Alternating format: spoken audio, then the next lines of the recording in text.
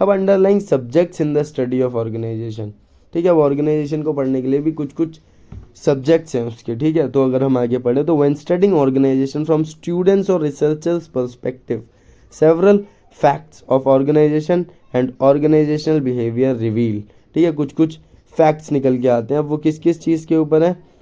This convinces a researchers to study an organization as a complex whole and perceive it in context to its constituents, ठीक है। Organization can be studied in context to psychology, sociology, political science, anthropology, economics, science, technology and environmental science. अब इसके 6-7 points हैं, लेकिन मैं 3-4 ही पढ़ाऊँगा क्योंकि ये main इतना खास इतना कुछ नहीं आता और आएगा भी तो 5-6 नंबर में आएगा, उसमें 5 पॉइंट बहुत है ना। तो पहला फाइनेंस का अगर हम पढ़े तो फाइनेंस एंड ऑर्गेनाइजेशन को hand in hand.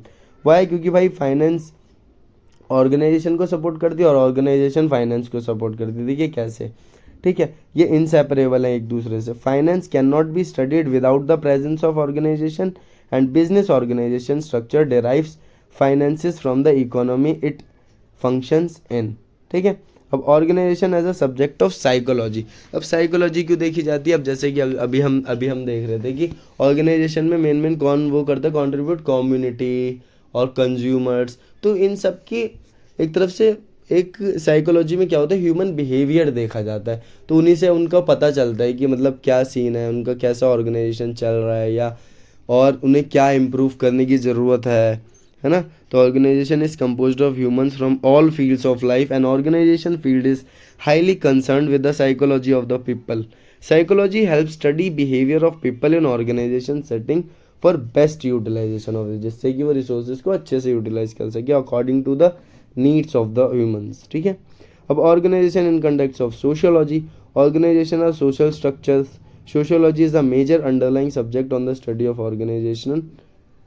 Sociology makes use of scientific, अब ये एक साइंटिफिक मेथड यूज़ करने पे वो कर देते हैं जिससे कि हमें use of scientific methods in accumulating knowledge about the social behaviour. अब वही जो ग्रुप्स हैं उनके जो मेन एंटरप्रेन्योर के जो ऊपर ग्रुप्स पढ़ाए थे, कम्युनिटी, कंज्यूमर्स, एम्प्लॉयज़, ये सारे उन लोग ग्रुप्स के बिहेवियर, साइंटिफिक बिहेवियर को पता करने में, मतलब उनके उनके सोशल बिहेवियर को पता करने के वेज निकालता है उससे, मतलब सोशियोलॉजी से ये पता चलता है, ठीक है, कि how groups are created and how members move in such organizational groups, ठीक है, उसी से सारी पता चल जाता है, ठीक है।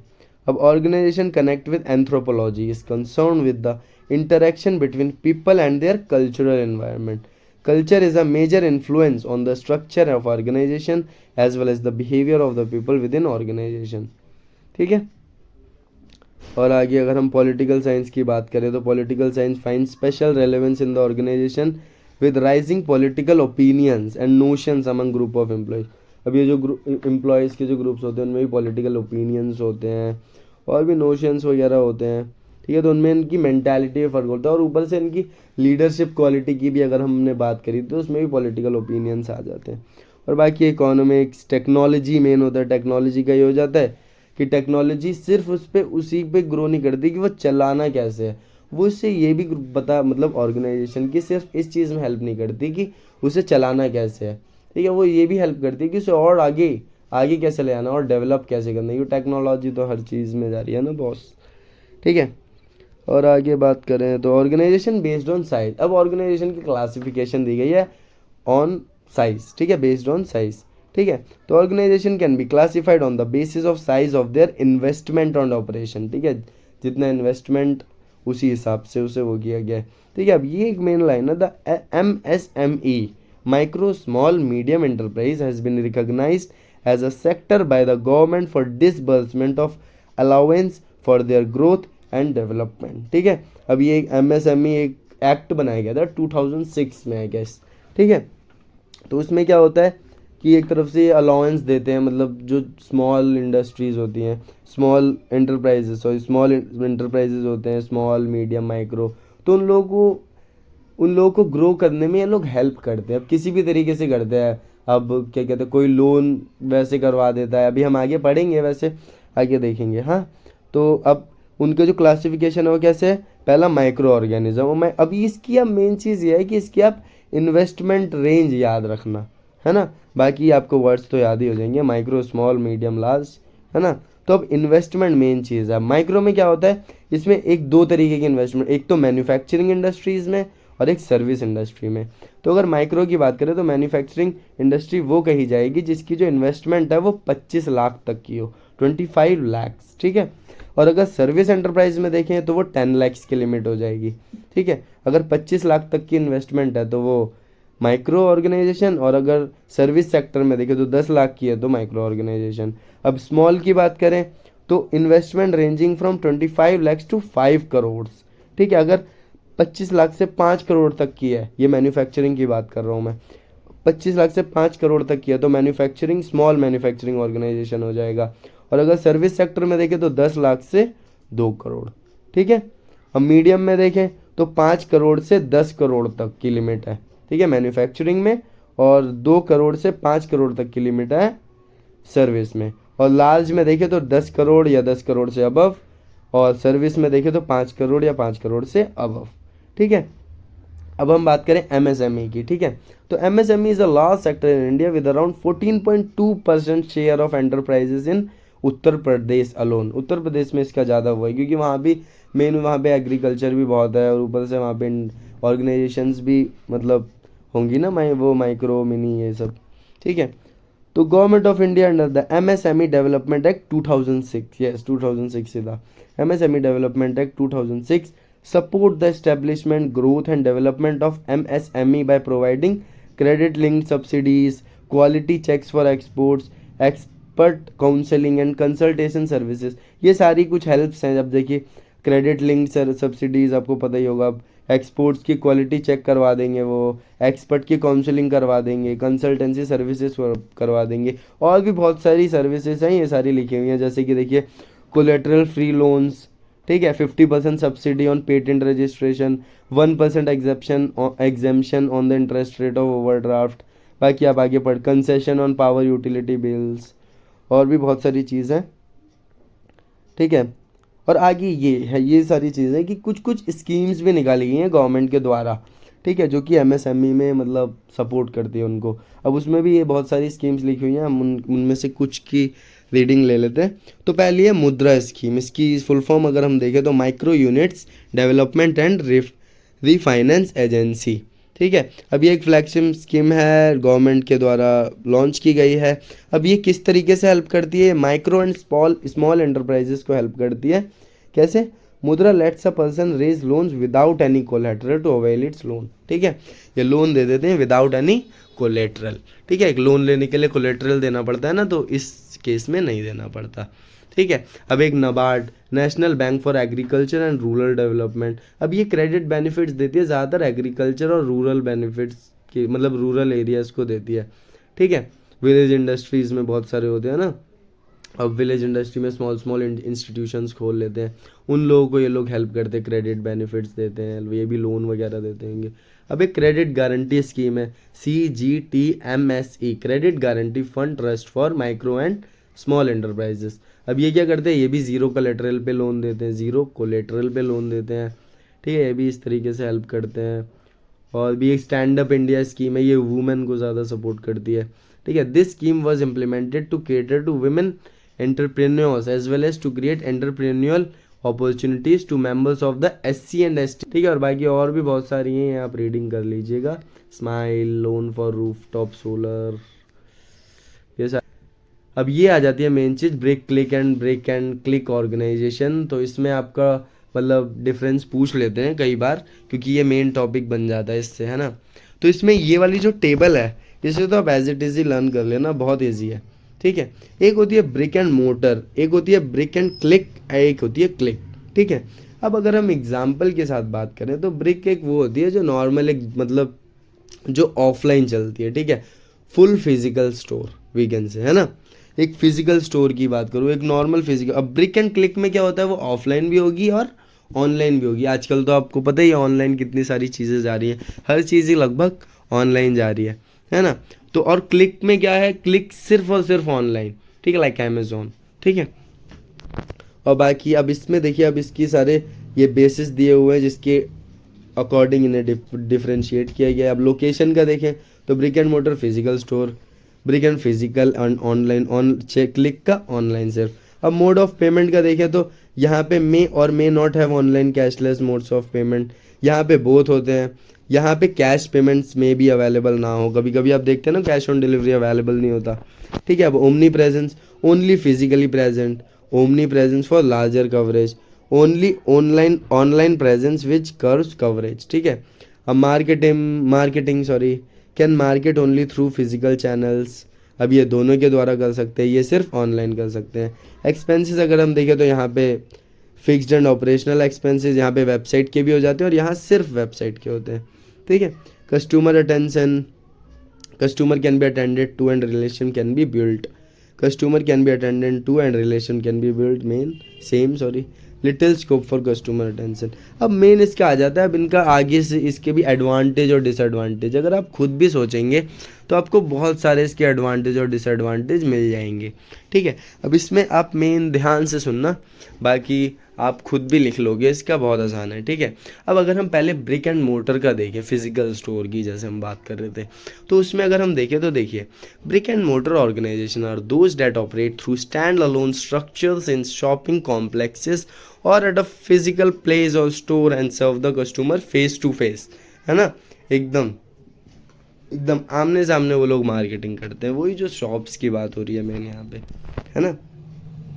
अब इसके एडवांटेज अगर हम देखें तो brick and mortar function by giving personal selling experience to customers, they are still popular way of operation for many organization. अब एक जो ऑफलाइन की जो बात होती है वो तो आप लोगों को पता ही है कि ऑफलाइन में तो एक अलग ही वो बहुत ज़्यादा पॉपुलर वे है। अभी भी जो ऑनलाइन है बहुत सारे लोग ऐसे होते हैं जो कुछ उसे एक्सेस नहीं कर पाते, अब वो because of their internet connection और भी बहुत सारे रीजंस होते हैं, ठीक है। लेकिन कुछ क्या होता है कि उन लोगों को कुछ भरोसा ही नहीं होता, क्रेडिबिलिटी वी कैन से, कि क्रेडिबिलिटी अभी नहीं है, ट्रस्ट वर्दी नहीं है ना, ये कैन से, ठीक है। तो अब brick and mortar give the customer a buying experience on the buyers 5 senses including touch, sight, smell, taste and sound. अब आप कुछ भी चीज़ ले रहे हो तो एक मतलब आपका भी एक पर्सपेक्टिव होता है कि मैं मतलब देखूं कि भाई जैसे कि अगर हम एग्जांपल की बात करें कपड़ा, ठीक है, अगर आप एक कपड़ा ले रहे हो तो उसे भी आप एक छू के देखोगे कि ये कपड़ा कैसा है, और भी उसकी मतलब आपको तो पता ही होगा कि मतलब अब जैसे ओल्डर जनरेशन्स के देखे तो वो तो इतने सारे उसमें अगर कपड़ा हमें पसंद भी आया था तब भी उसमें इतने टेक्निकल इश्यूज निकाल देते हैं, भाई इसका कलर निकल जाएगा, इसका ये हो जाएगा, इसका वो हो जाएगा, है ना। तो ये सारी चीज़ों को देखने एक तरफ से, अब इसका एडवांटेज यही है कि एक आदमी को जब एक सामान लेता है तो वो अपने पाँचों के पाँचों सेंसेस मतलब 5 sense we can say 5 sense लगा देता है कि भाई सारा सामान सही है, हाँ अब मैं ले लेता हूँ, ठीक है। ये 2 पॉइंट आपको समझ आ गए होंगे होप, ठीक है। Fixed organizational structure encourage credibility among its customer. अब ये क्या है कि अब वही कस्टमर की एक मतलब भरोसा ही बना लेते, जैसे कि आप भी देखोगे कि अगर नहीं भी होता तो वो थोड़ा चेंज वेंज का भी सीन है ना। तो fixed shop for operations instill a sense of credibility as the customer trust the collective experience of their senses, ठीक है। अपने उस पर तो करेगा ना, भाई मैंने भी तो छू के देखा था, सही तो था कपड़ा, है ना। अब रिलेशनशिप बिल्डिंग विद कस्टमर, अब जैसे फिक्स स्टोर्स भी होती है तो उसमें देखा है आप लोगों ने कि मतलब कि जैसे कुछ रेगुलर कस्टमर्स होते हैं, ठीक है, कि अरे ये तो जानने पहचानने वाले हैं तो इन्हें हम मतलब थोड़ा सा डिस्काउंट भी मिल जाता है और भी मतलब और भी बहुत सारे एडवांटेज हो जाते हैं, पता ही होगा आप लोगों को।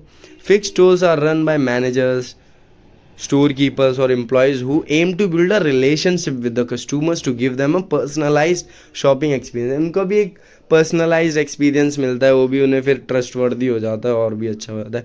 अब दूसरी जो मैं पहले बात कर रहा था, credit purchases and flexible pavement option. अब जब पर्सनलाइज्ड एक्सपीरियंस बन ही रहा है तो उसमें वो एक मतलब ऑप्शंस भी देते हैं कि मतलब आप वो क्या कहते हैं, कैश देना है कैश दे दो, नहीं तो आपके पास नहीं है तो आप फ़ोन पे कर दो, पेटीएम कर दो, और भी बहुत सारे एटीएम कार्ड दे दो वगैरह वगैरह, ठीक है।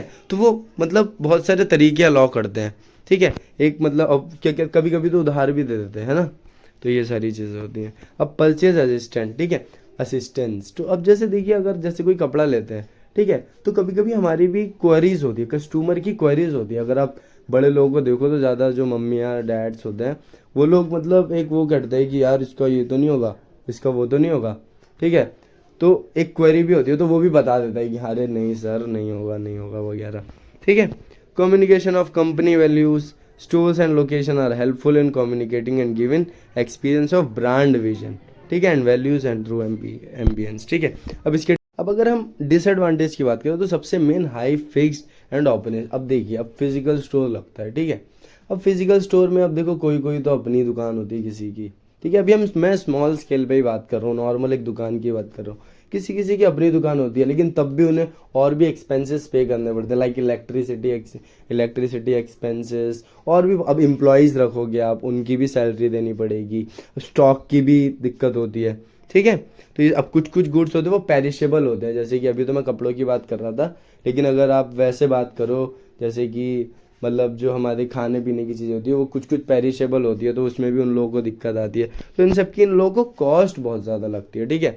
अब जैसे पेरिशेबल में क्या होता है कि वो ख़राब होते तो उनका तो सारा उनका पैसा गया ना, तो ये सारी चीज़ें होती हैं, ठीक है। हाई कॉस्ट ऑफ एम्प्लॉयज़, जैसे कि मैं बोल रहा था, stores require employees to run them, from cleaning and sanitation to maintaining of stocks and carrying out sales, all function, इन सब के लिए पैसा तो देना पड़ेगा ना बॉस।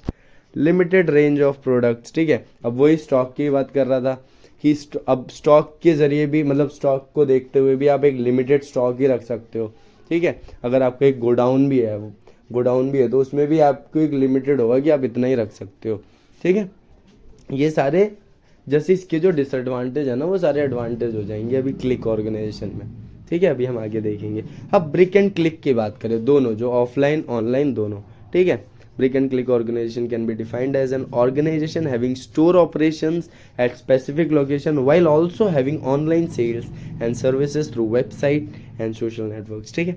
अब एडवांटेज इसके देखें, ईज ऑफ एक्सेस, इन्हें एक्सेस बहुत अच्छी मिलती है, क्यों? क्योंकि इनकी फिजिकल भी है, इनकी ऑनलाइन भी है ना। तो organization with both online as well as physical operation have a coverage that caters to both traditional and modern buyers. अब देखो, मॉडर्न बायर्स ज़्यादातर ऑनलाइन जाते हैं और जो ट्रेडिशनल होते हैं वो फिजिकल जाते हैं, ठीक है। तो ये दोनों को टारगेट करते हैं। अब जब दोनों को करेंगे तो एक्सेस तो मिल रही है ना अच्छी खासी, ठीक है। Credible brand building and goodwill, अब इनकी ब्रांड भी अच्छी बनती है, रेपुटेशन भी अच्छी बनती है, गुडविल, ठीक है। Customer who find a physical presence of their online shopping places and vice versa get more loyal to a brand and its wide operation. अब किसी ने ऑनलाइन देखा कोई चीज़, ठीक है, अब वही उसे ऑफलाइन मिल गई या इसका वाइस वर्सा हो गया, ठीक है, तो उन्हें एक अच्छा एक मतलब अच्छी एक लॉयलिटी मिलेगी, या और भी अच्छी मतलब एक वी कैन से कि एक अच्छा ट्रस्ट मिलेगा कि हाँ भाई बढ़िया है, ठीक है, ठीक है। ये समझ आया। Benefits of both online and physical presence, ठीक है, from catering customers personally to communication of brand image, brick and click organization achieve the best of both worlds, ठीक है। दोनों के ही एडवांटेज को ग्रैब कर रहा है ये, ठीक है। Customers engagement and retention, customers of a brick and click organisation don't have to choose a different brand every time they switch between physical और online shopping as they can simply resort to one और both experiences. अब ये दोनों को experience करते हो तो इन्हें हर बार एक मतलब चेंज करने की ज़रूरत नहीं होती है, दोनों में से कुछ भी इतना कुछ कंफ्यूजिंग नहीं होता इनके लिए, है ना, ये कह सकते हैं। अब डिसएडवांटेज तो इसके भी हैं। डिसएडवांटेज क्या है कि इनकी कॉस्ट बहुत लगती है। क्यों कॉस्ट लगती है? अब देखिए, फिजिकल में क्या होता है, वो फिजिकल का स्टोर का, एम्प्लॉयज़ का, स्टॉक का, इन सब का खर्चा, और ऑनलाइन में क्या होता है, वेबसाइट्स, इन सब का खर्चा। अब इन लोगों को दोनों बियर करने पड़ते हैं, है ना, तो इनकी कॉस्ट तो ज़्यादा होगी। Cost of operation include not just fixed and overhead cost of store but also of creating, running and maintaining the website, online store operations, ठीक है। इनमें क्या होता है कि it is imperative that the brand image communicated through physical store matches the image conducting online. अब इसमें क्या होता है, जैसे कि कभी कभी आपने फिजिकल स्टोर पे एक सामान था, ठीक है, एक प्रोडक्ट था, अब वही ऑनलाइन में मिल गया, ठीक है, लेकिन उसमें कुछ डिसिमिलैरिटीज़ है, तो उसमें कहीं कभी कभी ब्रांड पे बात आ जाती है कि मतलब यहाँ तो ऐसा है, वहाँ ऐसा है, तो ऐसा कुछ, ठीक है, तो उसमें भी उनकी मतलब डिसएडवांटेज ही होगा उनका, ठीक है। तो उनकी ब्रांड पे बात आ जाएगी, उनकी ऑर्गेनाइजेशन पे बात आ जाएगी, ठीक है। अब लास्ट क्लिक ऑर्गेनाइजेशन जैसे कि मैंने बताया ऑनलाइन क्लिक, ये तो आप रिलेट भी कर सकते हो, है ना, ऑन द क्लिक, ठीक है। Click organization are those having operations exclusively on worldwide web platforms through websites or social media, but without any physical presence or operational stores, ठीक है। अब advantage of click type organization are as follows. अब इनकी क्या होती है, इनकी economies of scale कैसे, physical stores come with a limitation of stocking and storage with its constraint to the functional place. Online store don't have the limitation and thus provides consumers a wide range and variety of products and services. अब जैसे कि मैंने पहले बताया था कि जो brick and mortar organisation की जो डिसएडवांटेज होंगे वो सारे इसके एडवांटेज बन जाएंगे। अब कैसे बने, उनका क्या था फिजिकल स्टोर का कि उनको स्टॉक की दिक्कत होती थी। अब यहाँ पे इनकी स्टॉक की ही दिक्कत नहीं हो रही। क्यों? क्योंकि देखिए ना इनका कि इनका तो मतलब वो है ना कि ये तो वैसे कर लेते हैं, जैसे ऑनलाइन का तो आपको हिसाब किताब पता ही होगा कि जैसे वो तो बस एक मतलब एडवर्टाइज करते हैं, बाकी का जब वो बुक कर देते हैं तब वो अरेंज करते हैं ना, उस तरीके से ही ऐसा होता है। ठीक है, तो इनको स्टॉक की इतनी दिक्कत नहीं होती, स्टॉक इनका भरपूर होता है। ठीक है, अब वाइड कवरेज, अब ये कवरेज बहुत वाइड करते हैं। क्यों? क्योंकि इनकी वेबसाइट्स है वो ग्लोबल चलती है, देखा है ना। अब जैसे अगर अमेजोन की बात करें तो उनमें भी देखिए कितना कवर किया है ना, उनका कवरेज तो पता ही है आप लोगों को। ठीक है, apps, websites and online stores have a wider coverage than a location and can be accessed from all over the globe. ठीक है, this results in massive reach for products and services. ठीक है, अब इसमें ब्रांड इमेज भी उनकी improve होती है। ठीक है, अब कॉस्ट रिडक्शन कैसे, अब इनका देखिए इनका कॉस्ट रिडक्शन तो आपको पता ही है कैसे हो रहा है। इनको ना एम्प्लॉयज़ का इतना खास खर्चा देना पड़ रहा है, मिडल मैन का भी बच रहा है, और रेंट वगैरह एक्सपेंसेस वगैरह और भी बहुत सारे थे वो सारे रिड्यूस हो रहे हैं। ठीक है, with online operation and no fixed overhead expenses, employee salaries and middleman cost, organization with click only business function at very competitive price. ठीक है, तो यही बेनिफिशियल होता है बहुत। अब ये मेन उसका एडवांटेज 24/7, ये तो आपको पता ही है कि ये 24/7 होता है, कभी भी कहीं भी। ठीक है, payment choice, online platforms of stores come with a wide choice of payment options to facilitate their customers. अब इनमें पेमेंट चॉइस भी वो बहुत देते हैं, है ना। जैसे मैंने बताया था कि पेमेंट ऑप्शंस तो आपको पता ही इतने सारे होते हैं, डिजिटली भी आप कर सकते हैं, है ना, फ़ोन पे, पेटीएम, कैश ऑन डिलीवरी भी होता है। तो ये भी इनका एक एडवांटेज में गिन लिया जाता है। ठीक है, lower overhead cost, fixed and overhead cost of operation along with additional costs of recruitment and training of store operator and staff are cut down which raise margin. अब इनमें भी वही रिक्रूटमेंट के भी चार्जेस बच जाते हैं, जिससे कि इन लोगों का क्या होता है, और इनके और भी बहुत सारे चार्जेस बच जाते हैं, तो इनका जो कॉस्ट है ना वो कम हो जाता है। अब जब कॉस्ट कम हो जाएगा तो मार्जिन बढ़ जाएगा, मार्जिन बढ़ जाएगा तो प्रॉफिट बढ़ जाएगा, बल्ले बल्ले, है ना। तो disadvantage of click type organization, अब इनके डिसएडवांटेज तो हर चीज़ के होते हैं भाई, है ना, हर चीज़ के प्लस और नेगेटिव, हर चीज़ के प्रोज एंड कॉन्स तो होते ही हैं, है ना। तो इनके भी पढ़ लेते हैं disadvantage. Difficulty of access to technology illiterate. ठीक है, अब जैसे कि मैंने पहले ही आपको शुरू में बताया था कि अभी भी ये इतना ज़्यादा पॉपुलर नहीं है। कुछ लोग अभी भी इस पर मतलब वो होते हैं कि कुछ लोगों को उनकी एक्सेस ही नहीं है ना। जैसे कि अगर हम जैसे बहुत ही जैसे कुछ एरियाज़ की बात करें, वहाँ पे उनकी एक्सेस नहीं है। ठीक है, वो लोग चलाना नहीं जानते, या वो लोग कर नहीं पाते, या कभी कभी और भी बहुत सारी दिक्कत आती है, इंटरनेट कनेक्शन और भी रीजंस। ठीक है, websites and app buying still not a popular choice for many conventional buyers who prefer to integrate their 5 senses for a purchase decision. जैसे कि मैंने बताया था, जो ओल्डर जनरेशन के हमारे जो लोग होते हैं, वो लोग क्या करते हैं कि मतलब उन्हें तो पूरा जब तक सामान देखेंगे नहीं जब तक खरीदेंगे नहीं, है ना। तो उन्हें इन सब चीज़ों पे विश्वास नहीं होता, तो उनके लिए ये ठीक नहीं है। ठीक है, तो वो लोग तो अपने पूरे जब सेंस लगा लेंगे तभी लेंगे। तो ओल्डर जनरेशन और अनसेवी कस्टमर बेस में not find such online platform user friendly. ठीक है, उन पर भरोसा नहीं होता भाई उन लोगों को। ठीक है, प्राइवेसी कंसर्न्स, अब भाई कुछ लोग, अब जैसे अगर आपने जैसे वो ऑनलाइन शॉपिंग करते हैं तो उसमें बहुत सारी डिटेल्स भी देनी होती है, तो उसमें भी कुछ लोग डरते हैं कि नहीं यार प्राइवेसी की थोड़ी दिक्कत है उन्हें, है ना। वो तो आपको पता ही होगा, नंबर्स वगैरह देने होते हैं, आईडीज़ वगैरह, फिजिकल, और वैसे भी आजकल तो साइबर क्राइम भी बहुत चल रहा है, तो ये भी होना। Stores inculcate a sense of credibility of operations among customers which may be lacking in online platforms. ठीक है, अब एक पर्सनल टच। ठीक है, जैसे कि अभी हम उसमें बात कर रहे थे कि वो एक पर्सनलाइज्ड एक्सपीरियंस देता है कस्टमर को। ठीक है, तो वहाँ पे इस चीज़ की कमी है, ठीक है, यहाँ पे इस चीज़ की कमी है. While shopping concerns and queries related to quality, price and variety can easily be addressed by store operators who may also convince you to make unplanned and spontaneous sales, thus increasing their sales turnover. ठीक है, तो जैसा कि अब वही है, यहाँ पे थोड़ा वही आपको मतलब क्वेरीज वेरीज की लैकिंग हो जाएगी, आप पूछ नहीं पाओगे, कपड़ा नहीं छू पाओगे वगैरह, है ना, वगैरह वगैरह. ठीक है, अब connectivity and access to internet. Online shopping requires an unconditional and uninterrupted internet services to be served globally for better outreach. अब इसमें क्या होता है भाई, जब ऑनलाइन शॉपिंग करते तो उसे तो बढ़िया सा इंटरनेट कनेक्शन चाहिए, है ना, लेकिन कहीं कहीं नहीं हो पाता. तो ये भी उसके लिए एक डिसएडवांटेज होता है कि कहीं उन्हें वो करना चाहते हैं, करना आता भी है, लेकिन बस इंटरनेट की दिक्कत है, तो इसलिए वो नहीं कर पा रहे.